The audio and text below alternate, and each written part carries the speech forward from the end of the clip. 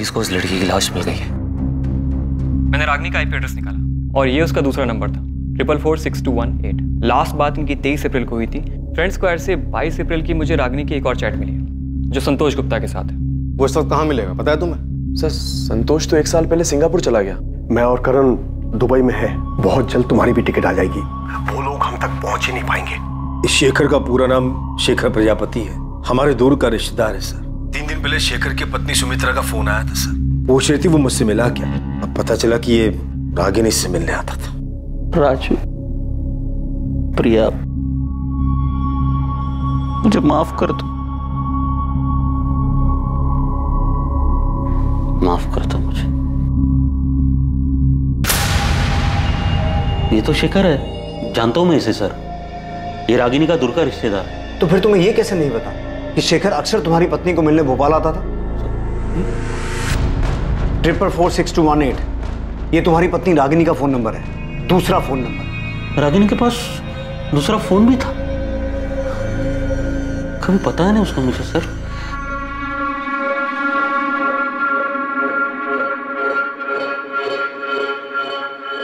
रागिनी, अब तक सब्जी काट रही है तू? बच्चे स्कूल के लिए तैयार हो चुके हैं, टिफिन कब बनाएगी? माँ भी बना देती हूँ।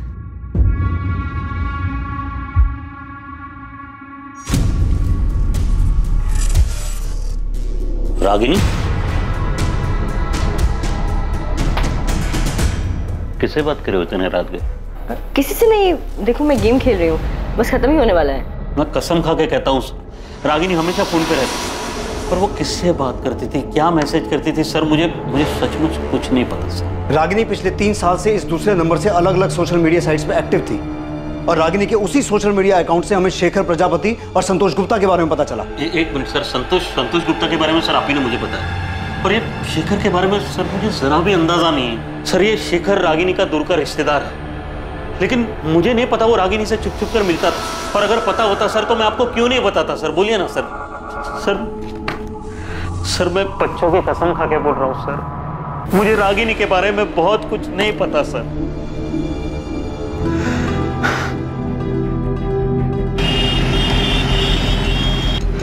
रागिनी गोयल, शेखर भोपाल में रागिनी से मिलने जाते थे? लेकिन ऐसा कैसे हो सकता है? मुझे तो हमेशा उन्होंने यही बताया कि वो भोपाल काम के सिलसिले में जाते हैं। सुमित्रा जी, ये रहे शेखर के चैट रिकॉर्ड्स। पिछले 1 साल से वो दोनों भोपाल के अलग अलग लॉजेस में मिल रहे थे। हमने लॉज के मालिकों से भी कंफर्म किया है। हाँ, ये था शेखर प्रजापति नाम इसका। नाम तो कभी पूछा नहीं, पर हाँ आदमी यही था। सर मैंने सारे लॉजों के मालिकों से बात की, पता चला है कि पिछले 1 साल से शेखर प्रजापति ही रागिनी के साथ अलग अलग लॉजेस में जाकर ठहरा था। सबने फोटो देकर कंफर्म भी किया है कि यही आदमी था। 24 अप्रैल को ये दोनों कौन से लॉज में रुके थे? क्योंकि 24 अप्रैल को शेखर रागिनी से मिलने भोपाल आने वाला था। अब हमें अपने रिलेशनशिप को नए सिरे से देखना होगा, नई शुरुआत करनी होगी। मैं तुम्हारे बिना नहीं रह सकता रागिनी, मैं कल भोपाल आ रहा हूँ, कल मिलते हैं। सर मैंने जितने लॉजों में पता किया 24 तारीख को ये दोनों उनमें से किसी में नहीं गए थे। ऐसा कैसे हो सकता है बबलू? 24 अप्रैल को शेखर रागिनी से मिलने भोपाल आने वाला था, तो ये दोनों कहीं तो रुके होंगे। अच्छा सुन, हमें शेखर के घर का पता चल गया। तू लग जाए संतोष गुप्ता के पीछे, पता कर इसका ठिकाना कहाँ है। ये सिंगापुर में तो नहीं है, इसका फोटो मैं तुझे भेजता हूँ। हाँ चलो। हमारे पास इसका मैसेज है, उसने 22 अप्रैल को मैसेज किया था कि वो रागिनी से मिलने भोपाल आ रहा है। रागिनी मैं भोपाल आ रहा हूँ और इस बार तुम्हें अपने साथ सिंगापुर लेकर ही जाऊँगा। पिछली बार तुमने चीज़ें अधूरी छोड़ी थी, उसे अब पूरा कर दो प्लीज़। रागिनी मैं तुम्हारे बिना अधूरा हूँ, मेरे लिए तुम दुनिया की सबसे खूबसूरत औरत हो, मैं तुम्हारे बिना नहीं रह सकता। ये रागिनी के 2 बच्चे हैं, पति है, घर है, ऊपर में 2 एक्स्ट्रा साइड में प्यार करने वाले भी है। इसको लाइफ में और चाहिए क्या था? अब उसे लाइफ में क्या चाहिए था क्या नहीं, ये तो हमें नहीं पता। हमारा काम सिर्फ इतना है कि हम कातिल को जल्द से जल्द पकड़ें। तू जोर शोर से काम पर लग जा। ये शेखर और संतोष, इन दोनों को हमें जल्द से जल्द पकड़ना है। मम्मी, पापा हमें छोड़ के नहीं जा सकते, वो हमसे बहुत प्यार करते हैं। बेटा, मैं समझ सकती हूँ तुम्हें ये सुनकर अच्छा नहीं लग रहा होगा। अनीता, सुमित्रा जी, ये सच है, हमें ये मैसेजेस रागिनी के चैट रिकॉर्ड में से मिले हैं। मैं तो कभी सोच भी नहीं सकती थी कि शेखर मुझे धोखा दे सकते हैं। शेखर इस वक्त कहाँ छुपे हो सकते हैं? अब मैं नहीं कह सकती वो कहाँ जा सकते हैं। अगर शेखर फोन करे तो आप हमसे छुपाइएगा मत। बहुत सारे सवाल हैं जो हमें उनसे करने हैं।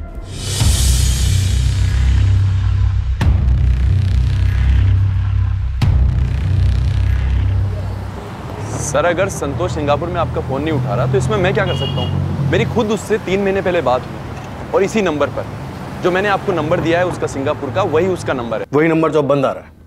गौतम, हमारे पास प्रूफ है कि संतोष रागिनी से मिलने भोपाल आने वाला था। 22 अप्रैल का मैसेज है उसका हमारे पास।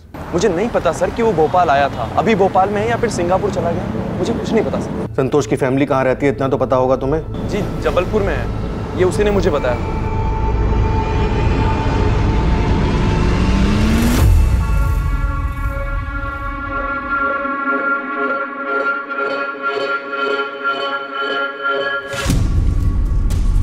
इस प्रशांत की छोटी बड़ी सभी डिटेल्स निकाल।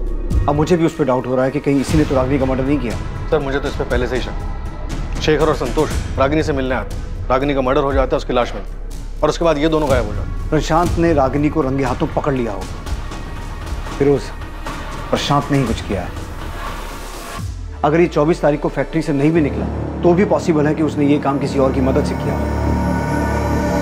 अगर प्रशांत ने ही रागिनी का मर्डर किया है तो सोचो बच्चों पे क्या बीतेगी जब उन्हें यह पता चलेगा कि उनकी मां का मर्डर उनके पिता ने ही किया है।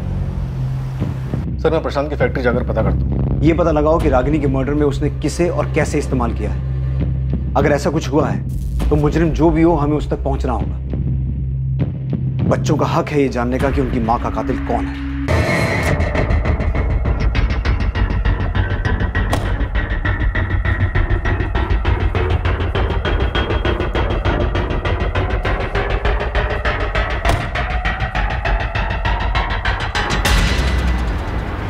मम्मी की फ्लाइट मुंबई से 2 बजे की, वो एयरपोर्ट के लिए निकल चुकी है। अच्छी बात है। वहाँ वो सुनील, वो अब तक निकला कि नहीं? हाँ, वो भी निकल चुका है।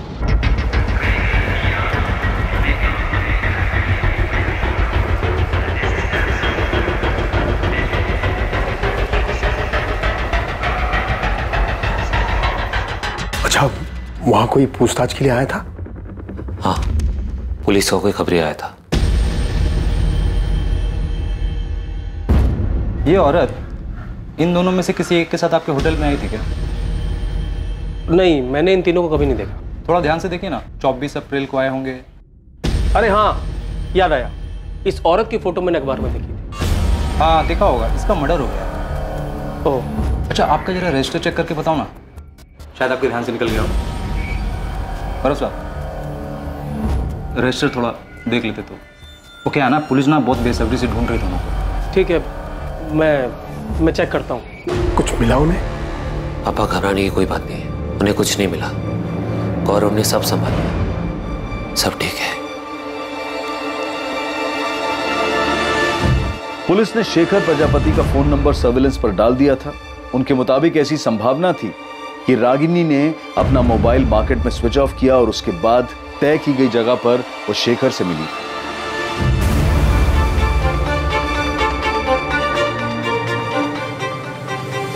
इसके साथ साथ पुलिस संतोष गुप्ता के परिवार को भी ढूंढने में जुटी थी, जिससे वो संतोष गुप्ता के ठिकाने तक पहुंच सके। साथ ही उन्हें यह भी अंदेशा था कि जिस आदमी से फोन ऑफ करने के बाद रागिनी मार्केट में मिली थी वो संतोष भी हो सकता था। पुलिस संतोष और शेखर को पूरी मेहनत से तलाश कर रही थी, जो अब तक उनकी पहुंच से बाहर थे। सिर्फ ये 2 लोग ही नहीं, बल्कि एक लाश भी उनकी जानकारी, उनकी पहुंच से बाहर थी। एक दूसरी लाश जिसका उन्हें अंदाजा तक नहीं था।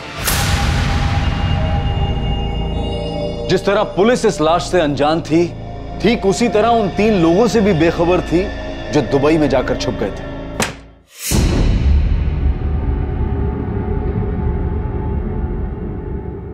क्या हम इंडिया वापस कभी नहीं जाएंगे?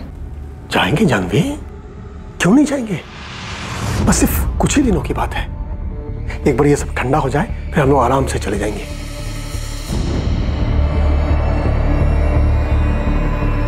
क्या सिर्फ एक ही लाश थी जो पुलिस को अब तक नहीं मिली थी, या फिर और भी लाशें मिलनी बाकी थी? रागिनी उस दिन घर से झूठ बोलकर क्यों निकली थी? वो कहां जाने वाली थी, क्या करने वाली थी, उसका प्लान क्या था, और क्या उसके इस प्लान के बारे में उसके पति प्रशांत को पहले से पता था?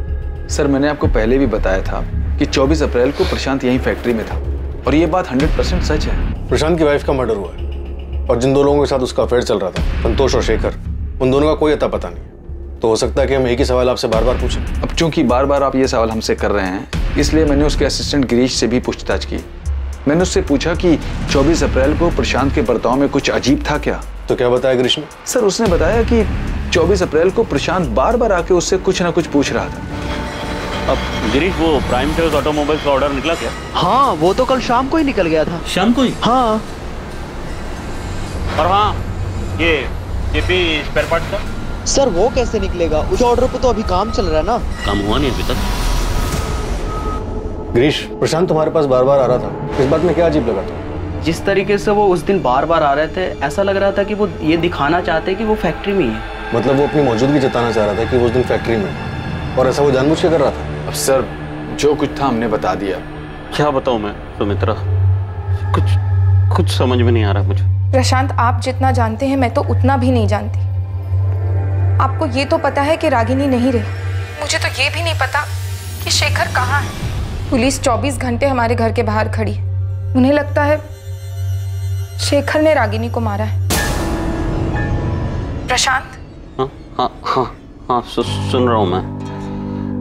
सुमित्रा, मुझे कुछ नहीं पता शेखर के बारे में। शेखर और रागिनी के बीच जो कुछ भी चल रहा था, वो क्या पिछले साल इंदौर में जीतू की शादी के दौरान शुरू हुआ था? नहीं पता मुझे सुमित्रा, कुछ नहीं पता कब, क्यों और कहाँ ये सब शुरू हुआ। लेकिन प्रशांत, जीतू की शादी में ही तो हम सब पहली बार मिले थे।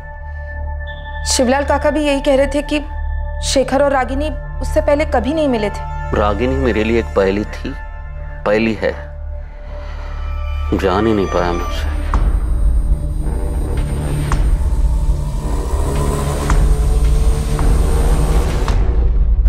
भैया, मम्मी हमें छोड़कर क्यों गई? भैया क्यों गई?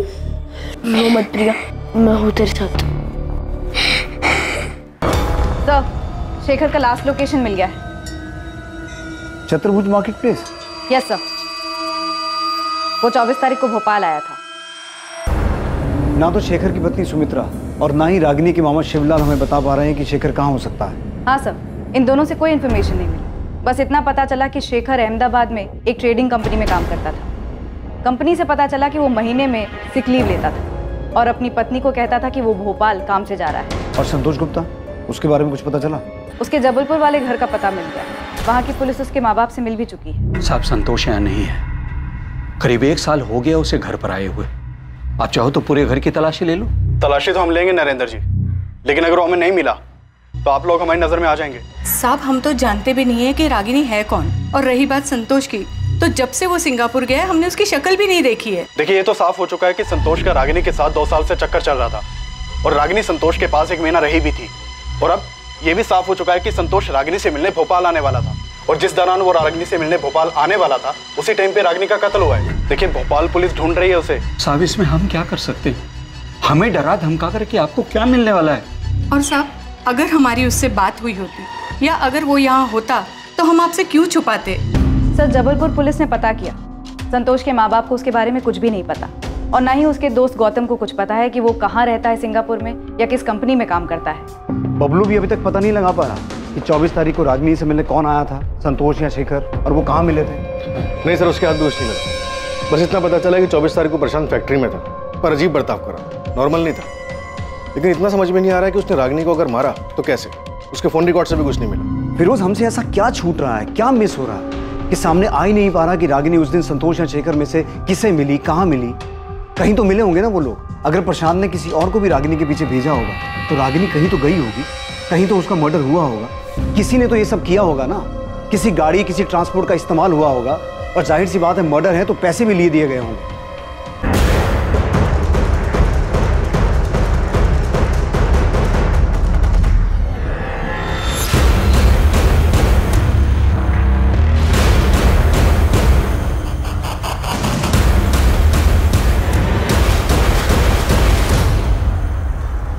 ऐसा कैसे हो सकता है कि मर्डर करने वाले ने कोई गलती नहीं की? वो आराम से छुपा बैठा है, इतनी सफाई से काम किया है कि हमारे हाथ एक क्लू तक नहीं लगा। सर, इंटरनेशनल नंबर है, उठाओ। हेलो सर, मैं संतोष गुप्ता बोल रहा हूँ। संतोष, कहाँ हो तुम? हाँ संतोष, कहाँ हो तुम? सर मैंने रागिनी को नहीं मारा है। देखिए सर, मैं रागिनी को भोपाल में मिला जरूर था, लेकिन मैंने उसको नहीं मारा। देखिए मैं रागिनी से प्यार करता था, उससे शादी भी करना चाहता था। संतोष तुम अभी कहाँ हो? सर अभी मैं सिंगापुर में हूँ। जब मैंने न्यूज़ देखा कि रागिनी का किसी ने मर्डर कर दिया है तो 30 तारीख को मैं सिंगापुर वापस आ गया था। तुम रागिनी से मिले थे? हाँ, 23 तारीख को भोपाल में मैं रागिनी से मिला था। रागिनी मुझे सिंगापुर में नई जॉब मिल गई है और सैलरी भी बहुत अच्छी है। तुम चलो ना मेरे साथ सिंगापुर, हम दोनों बहुत खुश रहेंगे। संतोष, इतने दिनों बाद तुम्हें देखकर बहुत अच्छा लग रहा है। तो फिर चलो ना मेरे साथ रागिनी। रागिनी मैं तुमसे बहुत प्यार करता हूँ और मुझे हमेशा से ही लगता है कि हम दोनों एक दूसरे के लिए ही बने। किस्मत ने हमें फिर से मिलाया है, इस बार मौका हाथ से मत जाने दो। 2 साल पहले भी मैंने तुम्हें मनाने की कोशिश की थी कि शादी कर लेते हैं, नई दुनिया नया घर बनाते। रागिनी हम जबलपुर चलते हैं, वहाँ चल के शादी कर लेते। वहाँ पे मेरा अपना घर है, मम्मी है, पापा है, वहाँ कोई प्रॉब्लम नहीं होगी। नहीं संतोष, मैं अपने घर जाऊंगी। पर क्यों?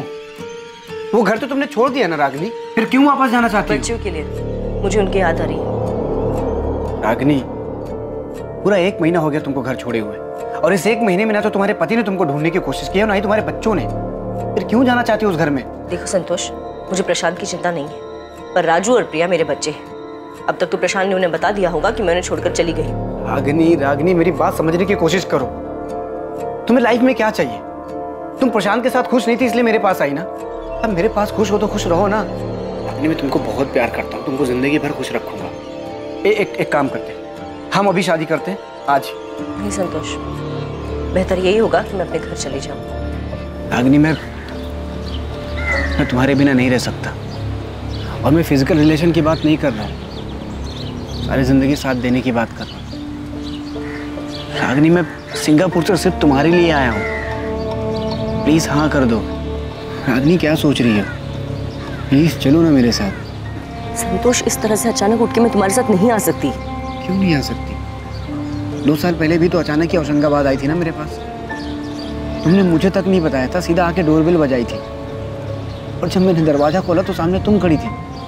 फिर अब क्यों नहीं? संतोष, मुझे सोचने के लिए थोड़ा वक्त चाहिए। रागिनी 2 साल हो गया। ठीक है, तुम्हें जितना वक्त चाहिए तुम ले लो, लेकिन मैं भी तब तक यहाँ से नहीं जाऊँगा जब तक तुम हाँ नहीं कर देती। मैंने उसे मनाने की हर मुमकिन कोशिश की, पर वो मेरे साथ नहीं आई। तो भोपाल में ही था, उसकी हाँ सुनने के लिए उसे फ़ोन करता रहा, उसने मेरा फ़ोन ही नहीं उठाया, और 24 के बाद तो उसका फ़ोन ही स्विच ऑफ हो गया। तो तुम तब भी भोपाल में ही थे? हाँ, मैं भोपाल में था, होशंगाबाद में। और फिर मैंने न्यूज़ देखी कि रागिनी का मर्डर हो गया, तो मुझे लगा रुकने का कोई मतलब नहीं है, इसलिए मैं वापस सिंगापुर आ गया। संतोष गुप्ता, तुम्हारी ये सफाई काफ़ी नहीं है। ये बिल्कुल मत समझना कि तुमने सामने से फ़ोन किया है तो तुमने जो भी कहा उस पर हमने पूरी तरह से यकीन कर लिया। और इस गलत फहमी में तो बिल्कुल मत रहना कि तुम सिंगापुर में हो तो हम तुम्हें छू नहीं पाएंगे। हेलो हेलो,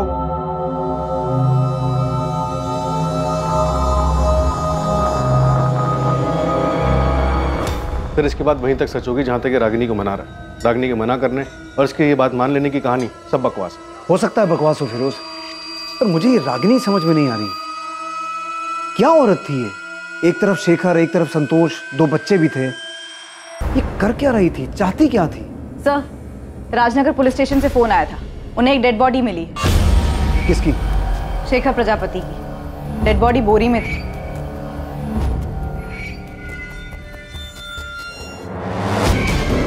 फिर उस बॉडी की हालत देख रहे हो? जिस तरह से डिकम्पोज हुई है, उसे देखकर साफ लग रहा है कि इसका मर्डर भी काफी दिन पहले हो चुका है।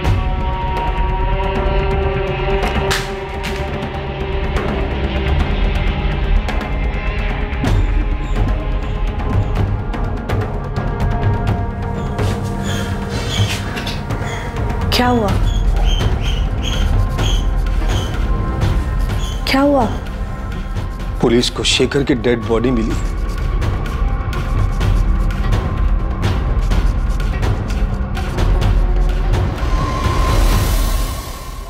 एक दूसरी लाश जो पहले से मौजूद थी, लेकिन पुलिस को आज मिली थी, शेखर प्रजापति की थी। उस शेखर प्रजापति की जिसके रागिनी के साथ नाजायज संबंध थे। पहले रागिनी की लाश मिलती है, जिसकी बेरहमी से गला दबाकर हत्या की गई और फिर कुछ दिन बाद शेखर की लाश सामने आ गई। अब पुलिस के लिए इस केस में दो अहम संदिग्ध होने वाले थे। पहला रागिनी का पति प्रशांत और दूसरा उसका चाहने वाला संतोष गुप्ता, जो पहले ही सिंगापुर जा चुका था। शेखर की मौत का कारण पुलिस के लिए एक और बड़ा झटका साबित होने वाला था।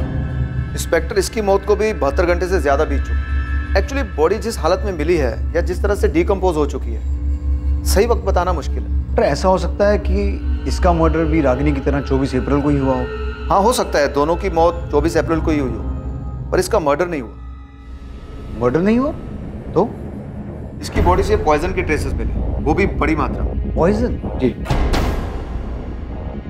तो आप ये कहना चाहते हैं कि शेखर का मर्डर नहीं हुआ बल्कि इसने आत्महत्या की है? इतना तो श्योर होकर बोल सकता हूँ कि इसको जहर जबरदस्ती नहीं दिया गया। हाँ, किसी चीज में मिक्स करके दिया हो तो पता नहीं। कैसे मारा तूने रागिनी को? शेखर को जहर कैसे दिया? अब ये मत कहना कि तुझे कुछ नहीं पता, क्योंकि हमें पता है कि 24 तारीख को तो अपनी फैक्ट्री के स्टाफ को जानबूझ के ये जता रहा था कि तू वहां है। किसे भेजा था उनके पीछे? ये बेबस बनने का नाटक खत्म हुआ प्रशांत। याद रख, तुझे अपने बच्चों का सामना भी करना है, क्योंकि कहीं ना कहीं उन्हें भी इस बात का एहसास है कि उनकी माँ का कत्ल तूने किया है। मैं अपने बच्चों से बहुत प्यार करता हूँ सर, हमेशा उनका ख्याल रखूं। रागिनी अब उनके साथ नहीं है तो क्या, वो उनके दिल, दिमाग और यादों में हमेशा रहे। ये संत बनने का नाटक बंद कर प्रशांत, और ये बता कि रागिनी का मर्डर कैसे किया, कहां किया, शेखर को जहर कैसे दिया, कैसे मारा तूने इन दोनों को?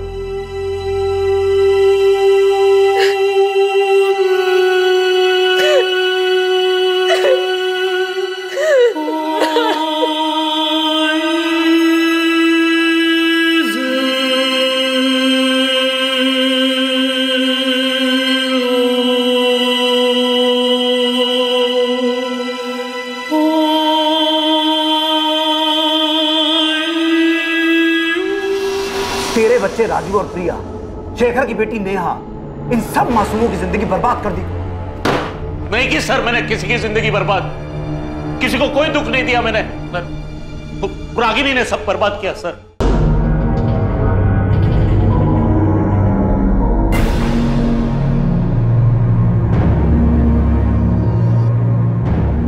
मुझे बिल्कुल भी अंदाजा नहीं था कि रागिनी के शेखर और संतोष नाम के आदमियों के साथ नाजायज संबंध। सर ये बात सच है और हमेशा सच रहेगी। आप चाहे मुझ पर कितना भी शक करो कि मैंने मारा है रागिनी को। सर मारा होता ना तो कबूल करने में मुझे कोई दिक्कत नहीं थी, क्योंकि ये बात किसी से नहीं छुपी कि रागिनी मेरे साथ खुश नहीं थी और ना ही मैं उसके साथ खुश थी। और ये बात भी नहीं छुपी कि हमारी शादी में कुछ नहीं बचा था, मर चुकी थी वो। आपको अंदाजा भी नहीं होगा कि मैंने अकेले बच्चों को कैसे पाला है, माँ के होते हुए भी। वो माँ जो बस लगातार फोन पे लगी रहती थी, 24 घंटे किसी के साथ बातें करती रहती थी। सर आपके सामने तो सिर्फ शेखर और संतोष के नाम आए ना, और न जाने कितने नाम और भी होंगे, लोग होंगे जो अभी तक बाहर नहीं आए, छुपे हुए हैं। कैसा महसूस होता होगा मुझे, एक पति को जब उसकी पत्नी बिना कुछ बताए घर के बाहर इसलिए निकलती ताकि वो दूसरे मर्दों के साथ नाजायज संबंध बना सके, अपने सुख के लिए, अपने परिवार, अपने गृहस्थी, यहाँ तक कि अपना बच्चों का भविष्य दांव पे लगा दे। सर मेरी बात छोड़िए मुझे जाने दीजिए। पर वो क्या थी, ऐसा क्यों कर रही थी सर वो? मैं क्या, उसके खुद के मामा जी भी पता नहीं पा रहे, समझ नहीं पा रहे। Nita, foreign commissioner office request भेजो संतोष को सिंगापुर से इंडिया लाने के लिए। मुझे किसी भी कीमत पर वो आदमी यहाँ चाहिए। सर अभी भेज दो। एक औरत ऐसे ही किसी को गार्डन में मिली, कोई आया, उसका गला दबाया, एक और आदमी को जहर पिला के मार दिया। ऐसा नहीं हो सकता फिरोज। जरूर शेखर और रागिनी कहीं मिले होंगे किसी ऐसी जगह पर जहां संतोष या प्रशांत ने उनका पीछा किया और मार डाला।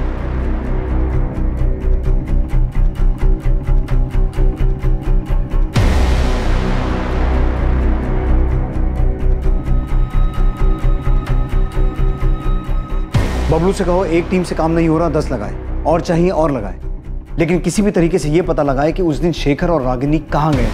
कोई तो ऐसा होटल या लॉज होगा जहां उनका पीछा किया गया, दोनों का मर्डर किया गया। सर मैंने रागिनी और शेखर की पोस्टमार्टम रिपोर्ट पढ़ी थी। फिर उस पोस्टमार्टम रिपोर्ट में क्या लिखा है मुझे पता है, लेकिन मुझे किसी भी तरह उस आदमी का पता लगाना है जिसने ये मर्डर्स किए हैं। हम गोल गोल गोल गोल घूमे जा रहे हैं। एक दिन 2 बच्चे आते हैं अपनी माँ को ढूंढते हुए, हमें उनकी माँ की बजाय उसकी डेड बॉडी मिलती है, फिर उसके प्रेमी की डेड बॉडी मिलती है, लेकिन ये क्लू नहीं मिलता कि किसने मारा, क्यों मारा। सर शेखर का मर्डर नहीं हुआ, उसने सुसाइड किया। फिर उस तुम्हारा दिमाग ठीक है? वो सुसाइड क्यों करेगा? और अगर उसने सुसाइड किया भी है तो रागिनी का तो मर्डर हुआ है ना? सर मुझे लगता है शेखर ने रागिनी का मर्डर किया। पहले उसने रागिनी को मारा, फिर उसने सुसाइड किया, और फिर आसमान से कोई टपका जिसने दोनों की डेड बॉडी को बोरे में डाल के ठिकाने लगा दिया। फिरोज, मुझे कोई थ्योरी नहीं चाहिए, ये केस ऐसे बंद नहीं हो सकता। मुझे किसी भी हाल में उस मर्डर का पता लगाना है। उसने क्यों मारा, कहां मारा, कैसे मारा, किस मकसद से मारा, इन सभी सवालों के जवाब चाहिए। अंडरस्टूड? राइट। रागिनी और शेखर कहां मिले थे, रागिनी को कहां मारा गया, शेखर को कहां जहर दिया गया, या उसने खुद अपनी जान ली, इन सभी सवालों के जवाब और सच की खोज में पुलिस ने पूरे भोपाल शहर को खंगालने की ठान ली।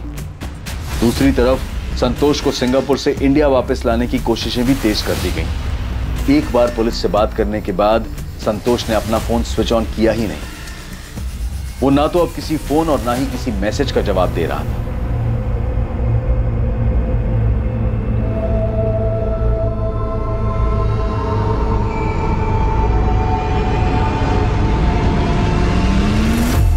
सर बबलू बोल रहा है कि हमें होटल डीटी प्लाजा एक बार देख लेना चाहिए। क्यों, कुछ मिला तुझे वहां? नहीं सर, कुछ नहीं मिला, इसी के लिए तो बोल रहा हूँ सर। बबलू, अंधेरे में तीर मत चला, मुझे इस केस में स्ट्रॉन्ग लीड चाहिए। इस बात की लीड कहीं से नहीं मिल पा रही है कि रागिनी और शेखर मार्केट में मिलने के बाद गए कहाँ। सर मैंने हर लॉज छान मारा। डीटी प्लाजा आपके सामने इसलिए रख रहा हूँ क्योंकि सर इसका जो मैनेजर है गौरव सिंधिया, वो मुझे रजिस्टर दिखलाने से मना कर रहा है। 24 तारीख को रागिनी और शेखर नाम से कोई एंट्री नहीं है रजिस्टर में, मैंने चेक किया है, वो लोग यहाँ पे नहीं है। अरे हाँ, तो कौन सा असली नाम लिखवाने वाले थे रजिस्टर में? नाम बदल के आए होंगे। हाँ, अगर नाम बदल के भी रहते तो शक्ल तो याद रहती ना। और वैसे भी 24 तारीख को होटल पूरा खाली ही था।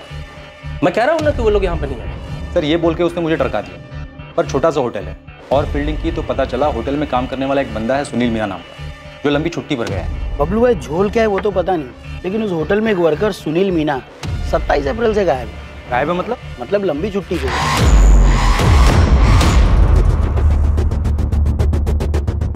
तो मतलब तेरे को लगता है उसने कुछ झोल किया क्या?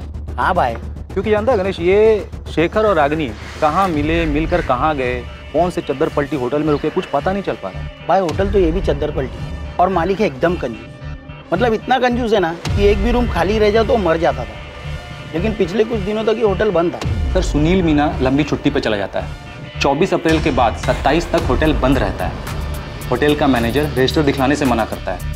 सर मैं पक्का बोल रहा हूँ, यहाँ पे कुछ ना कुछ झोल तो है। डीटी प्लाजा होटल के बारे में मिली ये छोटी सी जानकारी इस केस में बड़ा खुलासा करने वाली थी। एक छोटी सी लीड की तलाश में भटकती पुलिस को एक बड़ी कामयाबी हासिल होने वाली थी। डीटी प्लाजा होटल में कुछ नहीं, बहुत कुछ घटा था।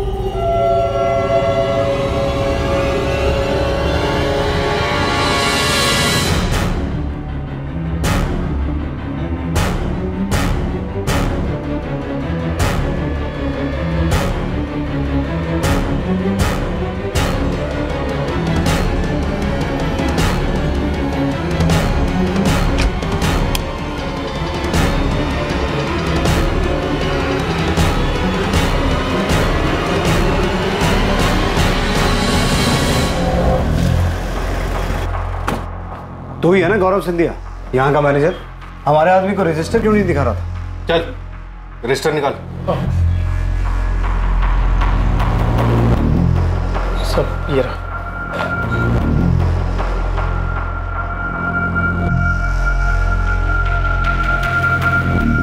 इसमें तो एंट्री 29 अप्रैल से है, उसके पहले की कहाँ है? वो तो नहीं है सब, क्योंकि मालिक हर महीने रजिस्टर बदल देते हैं। हिसाब किताब के लिए पुराना रजिस्टर साथ ले जाते हैं सब। पुराना रजिस्टर अपने साथ ले जाते हैं, लेकिन अप्रैल का महीना 30 का होता है और इसमें एंट्री 29 तारीख से है। तो नया रजिस्टर लगाने के लिए महीना खत्म होने का इंतजार क्यों नहीं किया? सब वो इस बार थोड़ा जल्दी ले गए सब। सुनील मीना नाम का एम्प्लॉय यहीं काम करता है ना? जी सब। कहाँ है वो? बुलाओ उसे। साहब वो छुट्टी पे गाँव गया सब। बड़ा शहंशाह आदमी है, गाँव गया है और फोन बंद करके बैठा है। वैसे तेरे मालिक धर्मेंद्र तिवारी का भी फोन बंद है, उसका घर भी बंद है, ताला लगा है।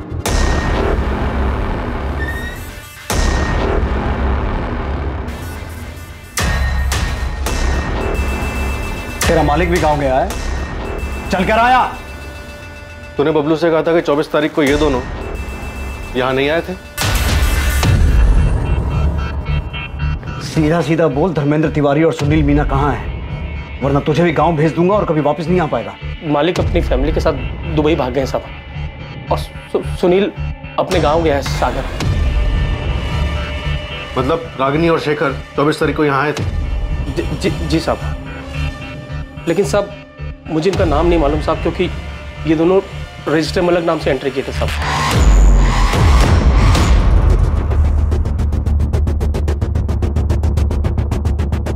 इन दोनों को किसने मारा? इसने या इसने?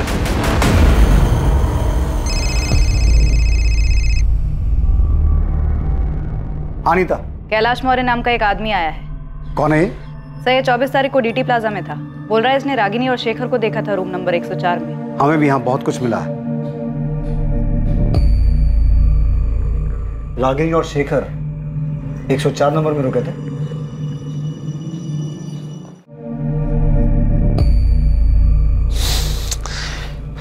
गौरव फोन ही नहीं उठा रहा। तो होटल के लैंडलाइन में फोन करो ना। किया था, पर वहां कांस्टेबल था इसलिए बात नहीं हो पाई। पुलिस को सब पता चल गया क्या? सर मैंने इस औरत की फोटो अखबार में देखी थी कुछ दिन पहले। तो जब देखी थी तब क्यों नहीं आया हमारे पास? सर मैं बहुत डर गया था। उस दिन मैं डीटी प्लाजा में रूम नंबर 102 में रुका था। वो मैं क्या? सर मैं एक लेडी के साथ गया था। बीबी को झूठ बोला था कि इंदौर जा रहा हूँ कुछ काम से। देख कैलाश, हमें तेरे अफेयर में कोई दिलचस्पी नहीं। रागिनी और शेखर के बारे में बता। ये दोनों रूम नंबर 104 में रुके थे। इतना चिल्ला रहे थे, इतना झगड़ा कर रहे थे कि मैं परेशान हो गया था। एक बार नहीं बोला ना। देखो शेखर, तुम मेरे साथ जबरदस्ती नहीं कर सकते हो। या तो तुम अभी डिसाइड करो, ये आज हम दोनों की जिंदगी का आखिरी दिन होगा। बोल रहा हूँ मैं। तुम्हें होश भी है? तुम क्या कह रहे हो? हाँ, तुम्हारी भी फैमिली है और मेरी भी। हमारे बीच जो है उससे ज्यादा और कुछ नहीं हो सकता, और उससे ज्यादा तुम डिमांड भी नहीं कर सकते। हाँ क्या है भाई? सॉरी यार, थोड़ा धीरे बात करो। यहाँ तुम लोग चिल्ला रहे हो, मुझे डिस्टर्ब हो रहा है। हम अपने रूम में चिल्ला रहे हैं, तुम्हें इसमें क्या प्रॉब्लम हो रही है? तुम अपने रूम में रहो ना। भाई मैं अपने ही रूम में हूँ, तुम्हारी आवाज वहां तक आ रही है। हाँ ठीक है, सॉरी, अब नहीं आएगी। जाओ। इतना बोलने के बाद भी इनका झगड़ा बंद नहीं हुआ। थक हार के मुझे रूम सर्विस पे फोन करना।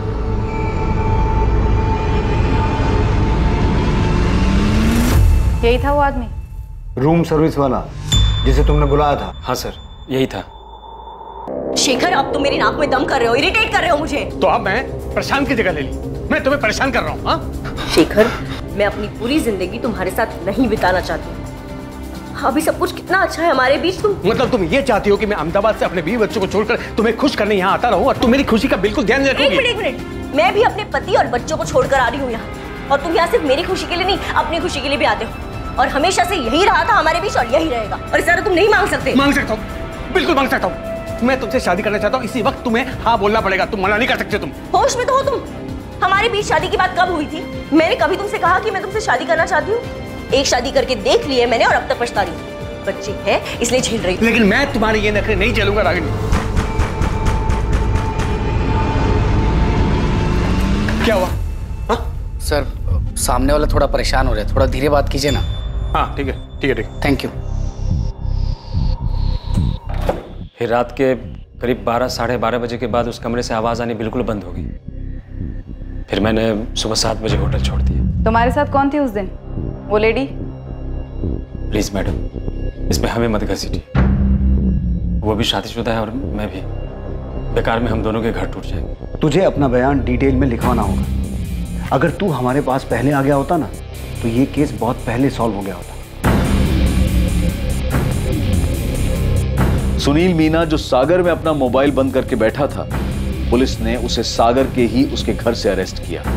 रागिनी के कत्ल और शेखर की मौत का सच चौंका देने वाला था। क्या हुआ था डीटी प्लाजा में?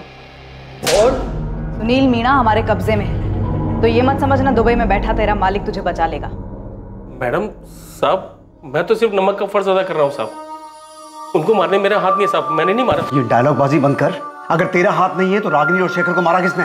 होटल में से किसी का हाथ नहीं साहब, किसी ने नहीं मारा। तो फिर रागिनी और शेखर मरे कैसे? साहब 25 तारीख की सुबह जब सुनील रूम सर्विस के लिए गया था साहब, तो वो लोग दरवाजा ही नहीं खोल रहे थे साहब। सुनील ने मुझे बताया तो मैं चेक करने के लिए गया था। रात भर झगड़ा कर रहे थे, अब दरवाजा नहीं खोल रहे हैं। बैल बजा बजा के थक गया सर मैं।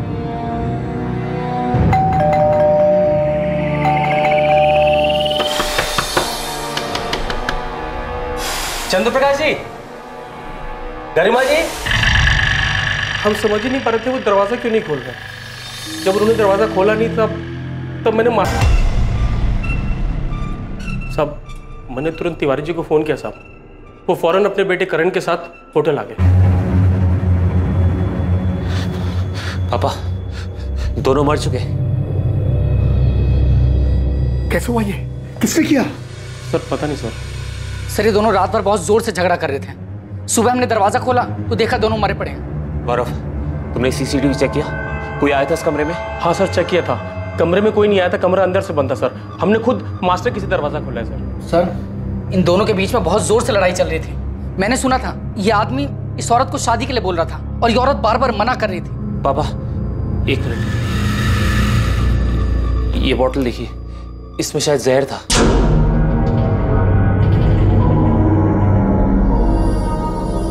सर मैंने खुद सीसीटीवी चेक किया सर, कमरे में कोई नहीं आया था। सर हो सकता है इस आदमी ने पहले उस औरत को मारा हो और बाद में जहर पी लिया। Oh my God! सर ये देखिए एंट्री।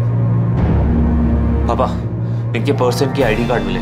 लड़की का नाम था रागिनी गोयल और लड़के का नाम शेखर प्रजापति। सर वो तो मैं देखते ही समझ गया था कि दोनों फर्जी नाम से ठहरे हैं। अब क्या करें? पुलिस के पास जाएंगे तो खामखा बात फैलेगी, होटल का नाम खराब होगा, धंधा बंद हो जाएगा और हम सब फंस जाएंगे वो अलग।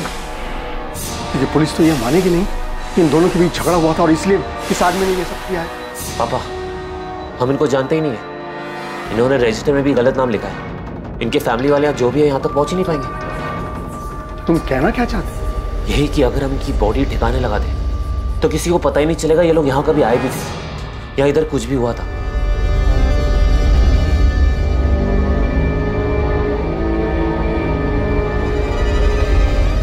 सर इस सुनील ने कबूल किया किसने लाश ठिकाने लगाई थी। बोल। मालिक का नमक खाया साहब। अब आप ही बताओ मालिक के साथ नमक हरामी कैसे कर सकते थे? और सब सच कह रहे, इसमें हमारे मालिक का भी कोई कसूर नहीं है साहब। तूने भी नमक खाया है साहब? ये बोल, बॉडीज को ठिकाने कैसे लगाया? गाड़ी किसकी थी? सब वो गाड़ी मेरे दोस्त बिरजू की थी।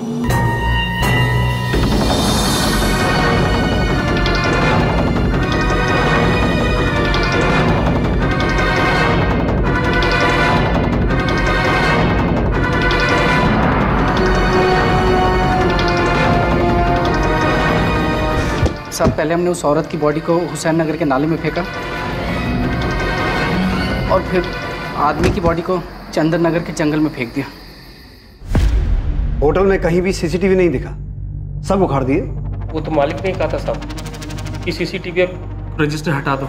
वो सब अपने साथ लेके गए साहब। सब तुम्हारा मालिक धर्मेंद्र तिवारी और उसका बेटा करण दुबई में कहाँ छुपे बैठे हैं? पता नहीं साहब, किसी होटल में है साहब। अभी भी झूठ बोल रहे। देखो सोच लो तुम दोनों, नहीं तो मर्डर करने, मर्डर छुपाने, लाश ठिकाने लगाने और सबूत मिटाने के सारे चार्जेस लगेंगे तुम दोनों। इस जिंदगी में तो बाहर नहीं आ पाओगे तुम। साहब सच में मुझे कुछ नहीं पता, हमने नहीं मारा उन दोनों को साहब। मैं आखिरी बार पूछ रहा हूं, दुबई के किस होटल में है तेरा मालिक? धर्मेंद्र तिवारी, इस गलतफहमी में बिल्कुल मत रहना कि सारी जिंदगी दुबई में छुप के बैठ सकते हो। भलाई इसी में है कि चुपचाप वापस आ जाओ, वरना तुम्हारी वो हालत करेंगे। सर मेरी बात सुनिए सर। हमने तो सिर्फ बॉडी फेंकवाया था सर, और वो भी हमने इसलिए किया क्योंकि हम बहुत डर गए थे सर। तिवारी, तूने क्या किया था क्या नहीं किया था ये मैं तभी सुनूंगा जब तू मेरे सामने होगा। अभी मैं तेरी किसी भी बात का यकीन नहीं कर रहा हूं। सर मैं सच कह रहा हूं, मेरे पास रजिस्टर और सीसीटीवी फुटेज दोनों है सर। आप चाहे तो देख लीजिएगा। उस कमरे में कोई नहीं गया सर। उस आदमी ने खुद उस औरत को मारा है और फिर कुछ जहर पी लिया। तिवारी, मैं तुझे 1 दिन का टाइम दे रहा हूं। रजिस्टर, सीसीटीवी और अपने बेटे के साथ तू मेरे सामने होना चाहिए। और अगर ऐसा नहीं हुआ और तूने वहां से कहीं और भागने की सोची तो याद रख, तुझे वहीं से उठवा लूंगा। और इस बात की गारंटी मैं देता हूं कि तुम दोनों इसके बाद ये जिंदगी जीना नहीं चाहोगे। सर मेरी बात सुनिए सर।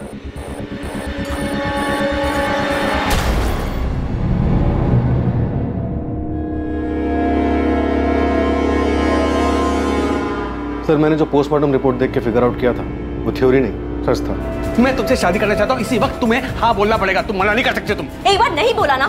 देखो शेखर, तुम ऐसा जबरदस्ती नहीं कर सकते हो।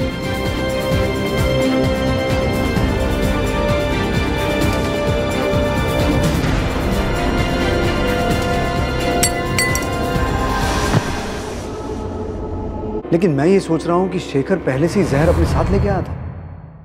मतलब उसने सोच रखा था कि अगर रागिनी ने शादी के लिए हाँ की तो ठीक, वरना वो उसे और अपने आप को मार देगा। करो या मरो वाली हालत। सुमित्रा और उसकी बेटी नेहा के लिए यकीन करना मुश्किल हो रहा था कि शेखर उन्हें धोखा दे रहा था, और उससे भी आगे बढ़कर उसने एक ऐसा जुर्म किया जिससे वो दोनों शायद जिंदगी भर नहीं उभर पाएंगे। प्रशांत और रागिनी के मामा शिवलाल के लिए रागिनी को समझना पहले ही मुश्किल था, और अब शेखर के हाथों हुई उसकी हत्या ने उन्हें और भी सोच में डाल दिया कि आखिर रागिनी चाहती क्या थी, कर क्या रही थी। संतोष गुप्ता तक पुलिस दोबारा नहीं पहुंच पाई, और अब उसकी जरूरत भी नहीं थी, क्योंकि साफ हो चुका था कि रागिनी की हत्या से उसका कोई वास्ता नहीं था। धर्मेंद्र तिवारी और उसके बेटे करण तिवारी ने दुबई से वापस आकर अपने आप को पुलिस के हवाले कर दिया। धर्मेंद्र तिवारी, करण तिवारी, सुनील मीना और गौरव सिंधिया पर आईपीसी की धारा 201 के तहत सबूत मिटाने के जुर्म में केस चल रहा है। डीटी प्लाजा होटल के मालिक से मिली सीसीटीवी फुटेज से साबित हुआ कि 24 अप्रैल की रात जब रागिनी का कत्ल हुआ और शेखर की मौत हुई, उस दिन रागिनी और शेखर के कमरे में कोई दाखिल नहीं हुआ था। राजू, प्रिया, मुझे पता है कि आप लोग बहुत दुखी हो। इतना आसान नहीं इस दुख को बुलाना, पर आप दोनों को स्ट्रांग बनना होगा। आपके पापा आपके साथ हैं और वो हमेशा रहेंगे। और अपनी मम्मी के साथ बिताए वो दिन याद करना जब आप सब बहुत खुश थे, सब ठीक था। प्रशांत, आप बहुत मजबूत इरादों वाले सचमुच भले इंसान। बच्चों को अब आपकी पहले से कहीं ज्यादा जरूरत है।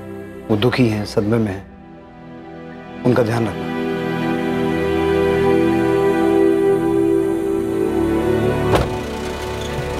जब बड़े गलती करते हैं तो उस गलती का सबसे ज्यादा बुरा असर बच्चों पर पड़ता है। जब घर के स्तंभ, घर की नींव, माता पिता ये गलत रास्ता चुनते हैं, जो रास्ता उन्हें परिवार से दूर ले जाता है, तब पीछे छूट जाते हैं मासूम बच्चे, जिनकी जिंदगी तहस नहस हो जाती है। परिवार एक इमारत की तरह से होता है जिसे सब लोग मिलकर मजबूत बनाते हैं। ये इमारत प्यार, लगाव, फिक्र और सम्मान पर टिकी होती है। किसी भी परिवार के फलने फूलने में इनका महत्वपूर्ण योगदान होता है, और मासूम बच्चों को माता पिता दोनों की ही बराबर जरूरत होती है।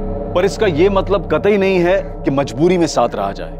बेशक बच्चे उस वक्त अलग होने के फैसले की अहमियत को ना समझ पाए, पर सही समय पर लिया गया फैसला जिंदगी सुधार भी सकता है। और दूरी से रिश्ता खत्म नहीं होता है, बल्कि दो लोगों के बीच कड़वाहट बढ़ने का खतरा कम हो जाता है। रागिनी और शेखर ने इस रिश्ते से क्या हासिल किया, बल्कि संतोष ने भी क्या पाया। शेखर और रागिनी के बीच जो कुछ भी हुआ उसका अंदाजा भी नहीं लगाया जा सकता, क्योंकि मरने के बाद जिसने उन्हें देखा, वहां जो सुराग मिले उनके मुताबिक कुछ भी साफ नहीं है।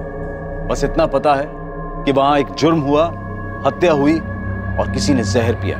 इस सब में सच सिर्फ यह था कि दो मासूम बच्चों ने अपनी मां को खोया और एक ने अपने पिता को। ये वो दुखद सच है जिसे झूठ में भी सच नहीं होना चाहिए था। अब मैं अनूप सोनी आपसे विदा लेता हूं। कल रात 11 बजे आपसे फिर मुलाकात होगी एक और नए केस के साथ। और याद रखें, क्राइम और आपके बीच में सिर्फ इतना फर्क है कि आप कितने सतर्क हैं। सतर्क रहें, सुरक्षित रहें। जय हिंद।